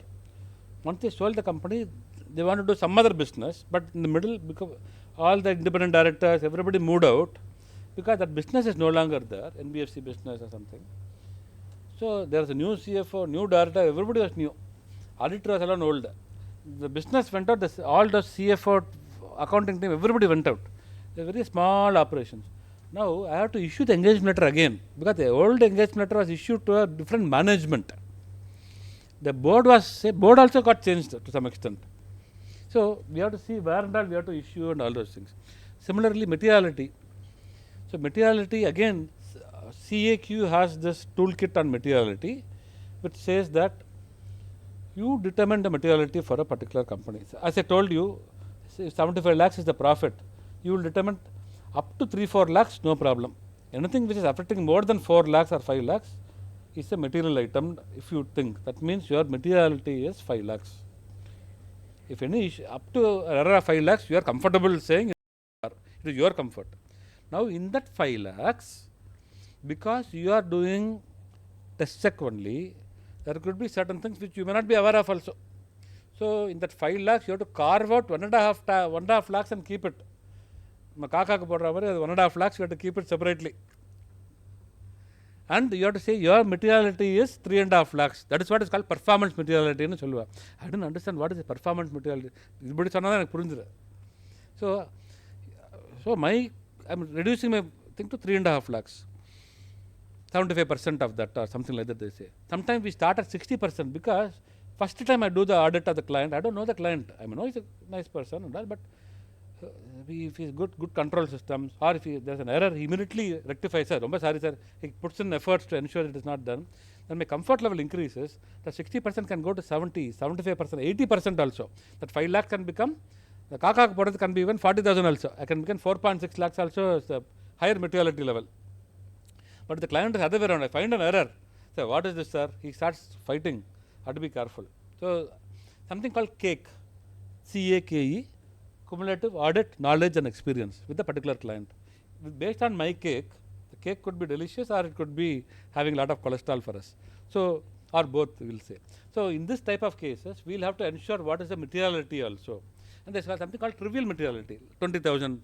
Less than that, just leave it. Above that, you start accumulating it. 20,000, more than 30,000 accumulate. There are 30,000, 1.5 lakhs.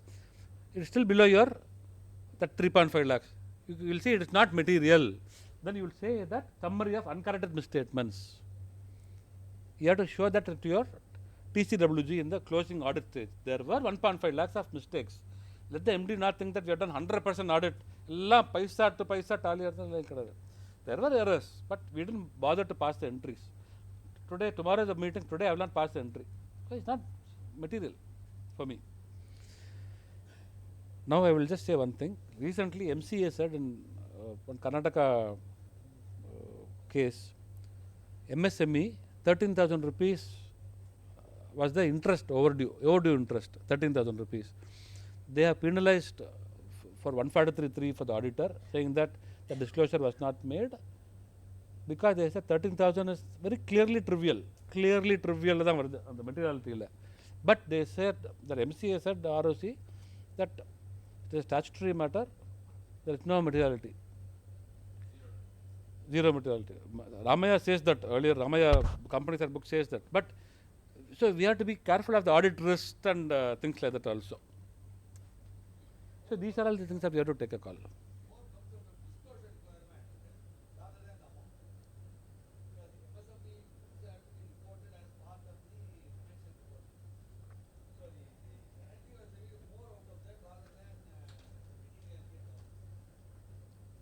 Disclosure, sir. Correct, sir. It is more of a disclosure, but it is a Schedule 3 compliance matter. The MCA said that, sir, I will say it a disclosure, 13,000 is not a big thing. Both of us agree on that. But the regulatory person did not agree. Today there is a state of affairs. Now tomorrow, if there is a 20,000 rupees issues there, what will you do? Will you keep quiet? Because tomorrow same thing, they already have a precedent. So the question is, now you have to sensitize our clients. Yes. The MSME, it is not this 13,000 rupees. First it starts with identification of an MSME. For identification, you have to start sending letters. Now the whole parameters have changed. That also they have to be aware of. Many clients may not be aware of that. Now, have they sent a letter to the MSMEs and got it? Then everybody says 45 days, 45 days. It is not 45 days. If there is no agreement, it is 15 days. If there is agreement for 30 days, it is 30 days. So have you put your processes in terms of paying less than that? Have you flagged that in your ERP system? Do you have a system to flag it? So all these processes, I will keep asking them. I can't go and ask them on the last day after the 31st March and penalize them. I have to sensitize them today itself. If you sensitize them, there is one question somewhere later, will give you 2 marks or something like that. What I was mentioning was the fine was levied not because it was a trivial item and all those things. The disclosure requirements under the Companies Act was not fulfilled. Yes. That was the basic one, on that they levied it. In fact, the statutory auditor, of course in this case the Deloitte only was auditor there, so the auditor said it is a trivial item. What the regulatory authority said was, it is not a question of trivial item in these things, it is a disclosure which has missed out. Exactly. And more so, if you see the Schedule 3, what happens is, in most of the cases where it is a long term, short term and all those things, others specify, everywhere they give like that. Correct, sir, you are right. So, I don't know, probably it amounts to preparing and then giving the entire trial balance itself there. So, it amounts to that. Correct. See, as auditors, we have to take care of those things, but at the same time, these are all the regulatory requirements which the auditor should take care of, and the audit procedure should be designed in such a way that these things are not missed out and it should be captured. That's what it is. Correct, sir, correct. That is the basic point that is addressed in that one. Fully agree with you, sir. Fully agree with you. Thank you. So like this, all these things are there, and archival of files and all those things are also there. So that takes care of the practice management. 6:30, sir is saying the time. Sir, 15 minutes, I'll finish. So this is again, this is something which is like run of the mill for us. Do we have policy? Do we have policies? Do we have a leave policy? What is the practice? All those type of things. Resource planning, monitoring do we have? So when we start an audit, the appropriate type of resources, the number of resources, the level of resources, how we are doing that? Employee training and development, do we have it?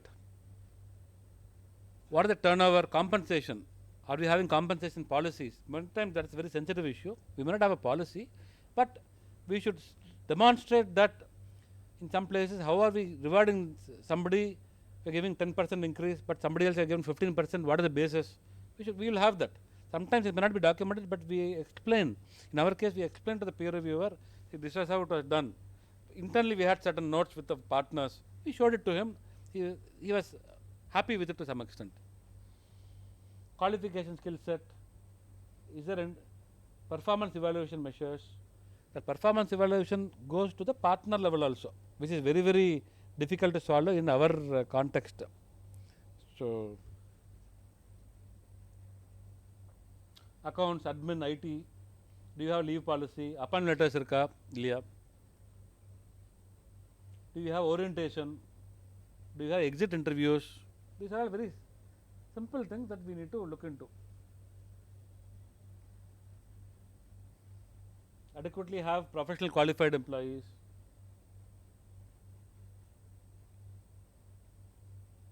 Do you have a training policy?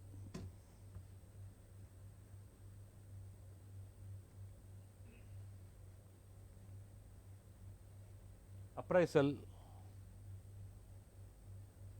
statutory compliances. Some of them are a little difficult, but do you have a practice of celebrating festivals together? More, they are bringing all these type of qualitative aspects also into it. There is one more thing where they say, do you have DISA, other people like that?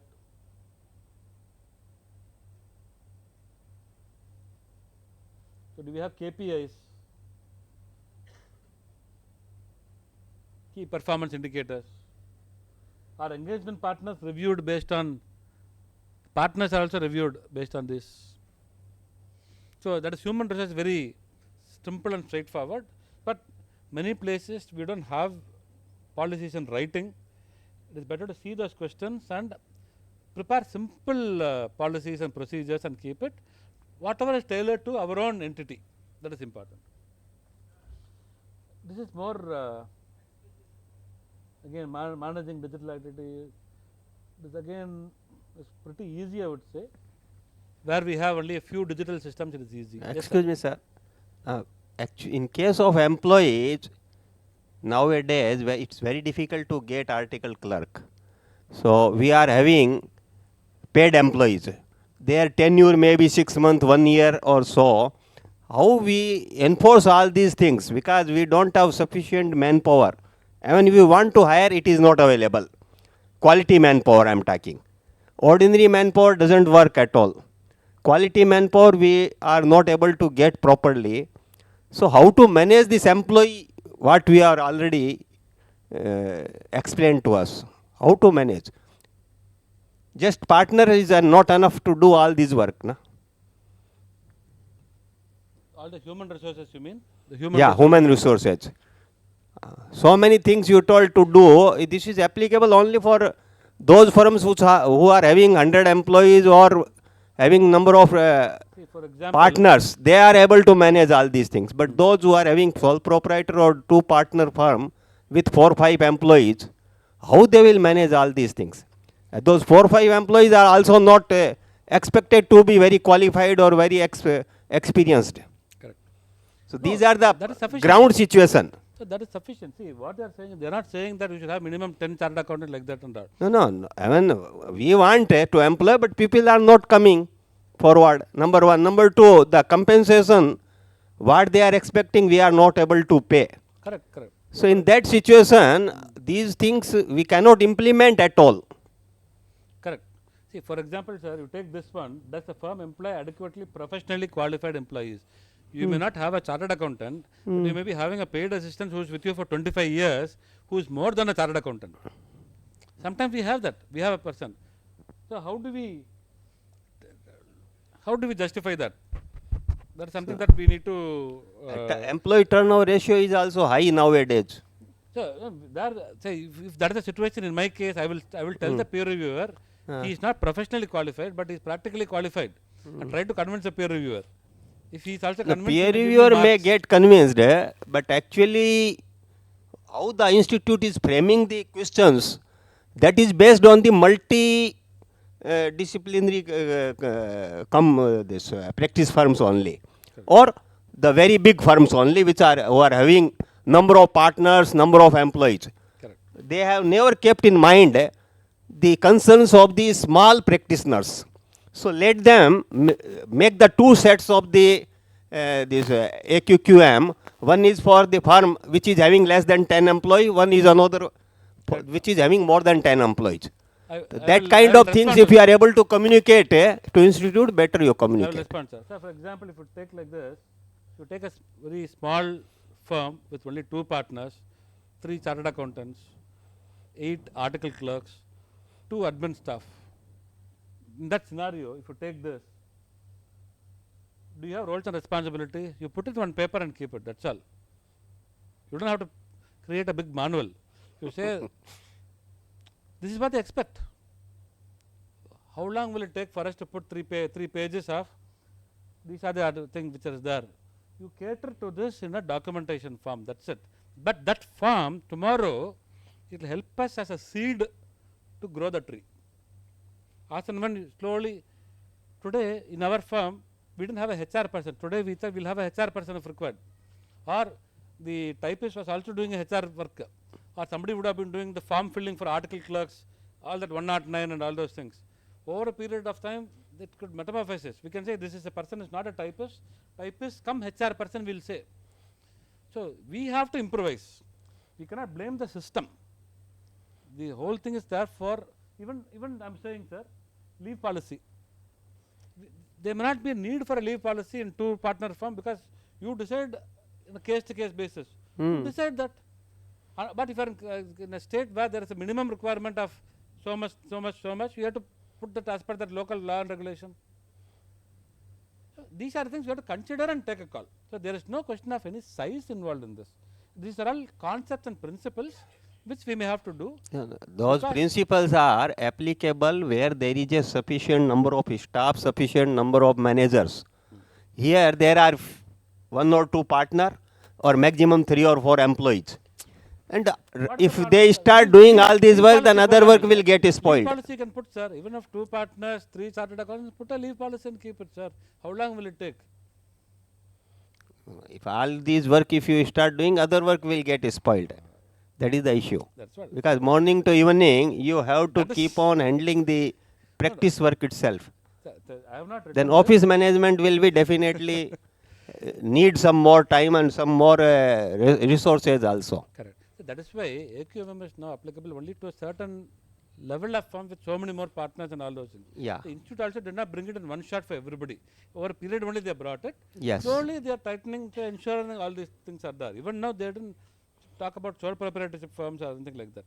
So what I am saying, I agree with you. But I think we should go with a positive approach and see where and all we can fill it to help ourselves if we are in that particular scenario. Okay. That is what we can do. Even exit policy, for example, exit interviews. We may say what is the point and all those things, but we also may not be able to do the exit interview. They should have informal system of somebody doing it. It's a very sensitive Nowadays, employee takes our interview. It is a it is sir, whether big They are firm or asking small us firm. how much audit you are having, what remuneration you are going to pay, when you are going to give me leave. Correct. And we are not able to command him. Either you keep it or leave him. Correct. That is there. I agree with you. But these are all there. These are all desired concepts which are there. You see how much we can try to do, how much we are not able to do. That's all. That's right. We cannot say that this cannot be expected is something that we cannot say. Yes. It is not unreasonable. It may be quite reasonable is what is the general prevailing thing. As far as digital thing is concerned, so they are talking in terms of whether you have a digital identity, you have a website, you have a media page, LinkedIn, all those things. So all these, some of these things are also linked to the institute regulations, code of ethics also, plus the way in which we are managing these aspects. For example, if you have a LinkedIn, we're not supposed to express any views against the institute publicly and all those things, which is not required. It's not, as a member, I should not do it with alma mater. So these are the things which are basically which are there. So here they talk about in terms of, let me go into all these things very quickly. Do you have a domain name? Today, even a small firm gets a domain name. Earlier we used to have Gmail or .vsnl.com, vsnl.net, or earlier GIASMD01 when we started email and all those things. But now even that VSNL is a proper structured, secured mail only. But if you get a domain name, you get an identity. What they are saying, if you have a domain name, you get one more mark. It's a question of branding and other aspects also. So we can always have a debate whether that is required or not. But the thing is, if you have it, you get this point. That's all it boils down to it today. So in some of these things, time sheets do we have? Is it automated? Do you have manual? All these things are being looked into here. Some of these things are difficult, sir. In the digital thing, some of these things, we can only reach it maybe after 3 years, 5 years. But we have to start the journey. We have to take tentative steps. 4 of I think are immediately achievable. Some are there in our wish list. That is how we need to proceed so that firms can get better in the digital world also today. So if you have your data stored electronically, digitally, how are you doing it? Is it in different platforms?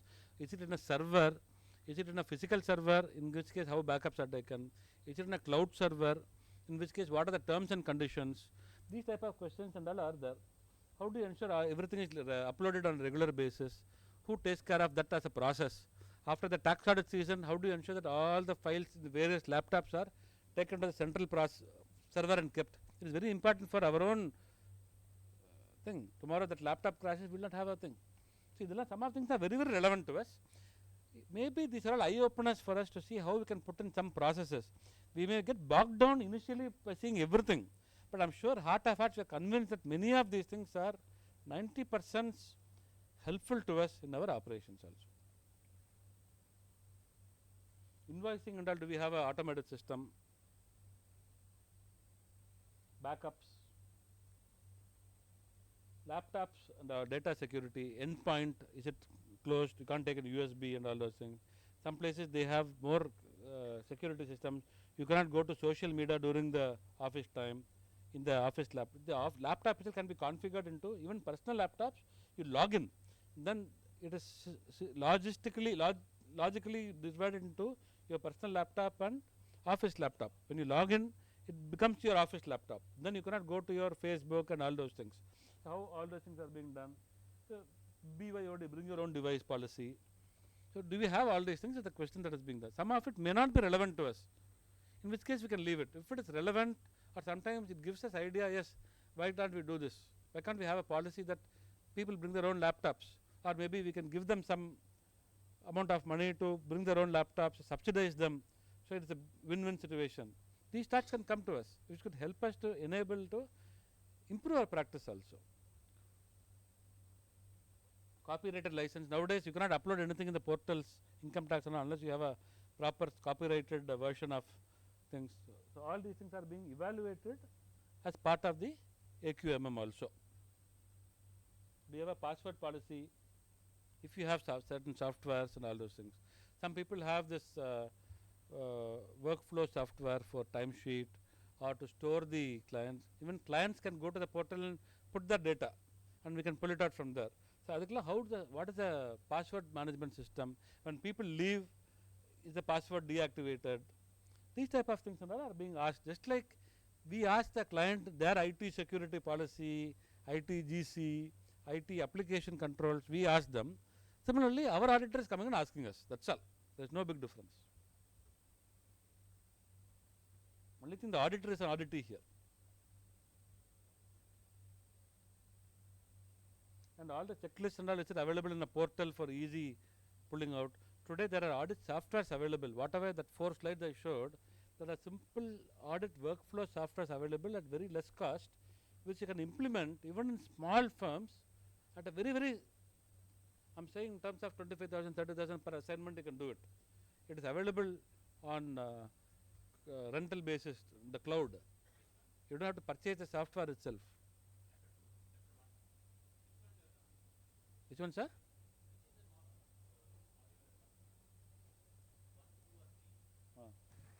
No, I'm talking about the tools are available for which? Audit 3.83, all the checklists and all should be available. Correct. There are audit workflow softwares today available, which will help you. So say if you put a client, first is there an engagement letter, it will ask you, you have to fill it up. It will take you through a series. You can give some names. Huh? You can give some names. I will give that after the meeting. I will give Fine. recording here, so I will give it after that. Thank you.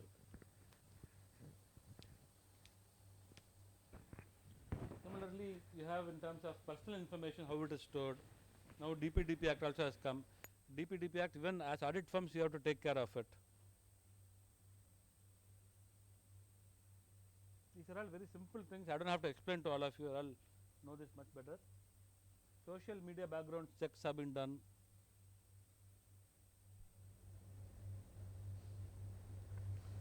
Do you have emailing software? Last week, I had a meeting with a prospective client where they said, how do you handle audit issues? There is a non-adherence. How do you handle it? So we have to say, okay, do you immediately put in the audit report, or do you tell? I said, yes, we'll see the materiality. We'll try to explain to you the significance at the management level first. Then if it is not that, we have to take it to board. We have to go step by step. I can't say we will leave it that way itself. So we have to take that. Another person asked me, how do you sensitize clients in terms of new things? For example, audit trail came, then it was pushed by 1 year, pushed by 1 more year also, like that. So how are we handling that? I'm just taking that as an example. Have we told our clients earlier itself, this is a system and all those things? Imagine one client where this audit trail had come in 2001 or something, then it was effective only from 2003 or something. 2 years also it was there, but it was not made effective. If we had told the client this is there, in one case it was not told, let us keep. We go to the audit report and see this audit trail is there, we are giving this negative remarks. Sir, Minale Cholinda, I would have done it, sir. Why didn't you tell it? How you will think? So you have to sensitize clients on any new things. I'm sure as tax practitioners, indirect tax practitioners, all the notifications we take it, we digest it, understand, and then tell the client also what it is to be done. Similarly, in different places, company law, whatever it is. So these things, and there are also sensitization is there in one place. Similarly, how we are using emailing software for all those things. There's the digital part of it, which makes it easier for us to send all those things that are being asked over here.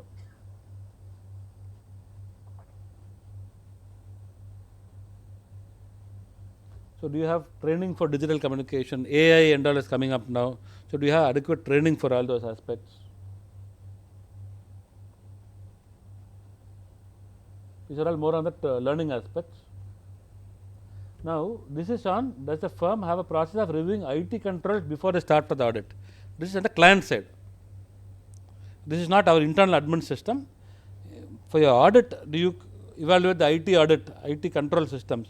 So what are the IT map of the particular client? What all they have? They have a, let us say, an attendance system. They have a warranty point system that is fed into here, then liability is created. So all these become subsystems. If they are not properly controlled, their data may be wrong, which may be valued wrongly in the accounting purpose also. So all those type of aspects we'll have to see.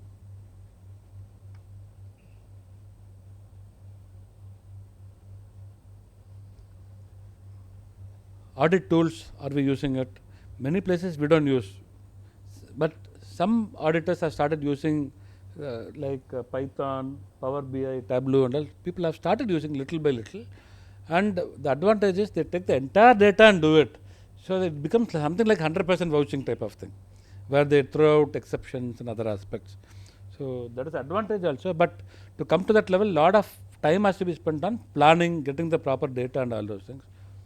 Some of these things, fortunately, it is all very minimal marks they have put. So it will not affect us too much also. And fortunately, in the version 2, each section is not evaluated separately. It is total only. Are there mobile apps that we have? Supposing we have a, let us say, for leave policy, it's very easy to develop an app. People can just put a leave. There's a workflow. It goes to the manager. Manager can approve. Instead of putting it in the laptop, do you have an app which can be developed? Many firms are doing it nowadays. I've seen slightly larger firms investing in these things, and those apps are also not very expensive. In the long run, it's much more easier to monitor and all those things using such digital IT assets. So these are the things which are there in this particular questionnaire. So I just thought I will run through this, and I will just take 5 more minutes to show you this. There's one more internet. Mail access. Mail access. Internet. Q website.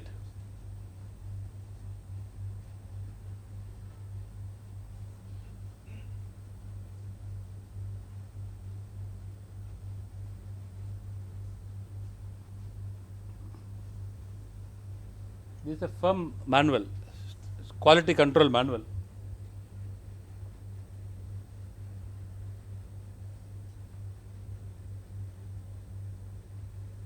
So this gives you firm's profile, vision, mission, organization.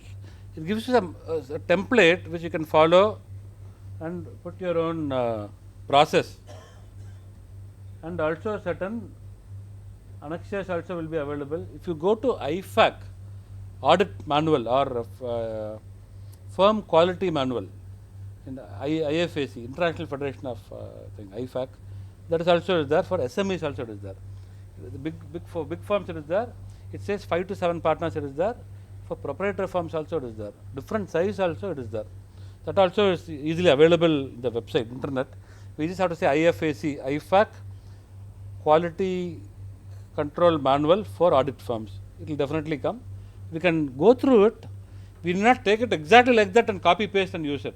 We can pick what is required for us. Lot of formats are available there also. And that 4 slides that I showed in that practice management, from engagement letter to management representation letter, for all those things, we should definitely start using checklists, templates, standardize everything, so that over the period different team members may be doing the audit for us. We have certain things that minimum this will take care of 60 to 70% of the quality. After that, you can always move away from it. It's not that we have to finish only that and close out, but that will help us to ensure that a minimum amount of service delivery and quality is taken care of also. So, I hope I have been able to communicate what are the requirements on AQMM, because it is not just filling the questionnaire. To fill the questionnaire, we should have the process. For the process, we have to start implementing it now. In 1 year's time, we will be able to fill up that AQMM. Now, the question is, if somebody has a peer review to be done immediately, how do we do it? We can still do it, nothing alarming and all those things. Definitely, we will be able, most of these things are there. We need to have a little flexible mind and broad mind to see, yes, we are doing certain things, but at the same time, not get carried away and put something which we think it is there, but it is actually not there. That also, we have the balancing act has to be done, and we have to score in our self-evaluation. Sometimes self-evaluations cannot be too conservative, it should not be too aggressive either, but then the peer reviewer will come and hopefully normalize the whole thing also. So, with this I will stop here. Thank you for the patient listening. Anything else that you would like to share or any questions, we can take it up now. Thank you.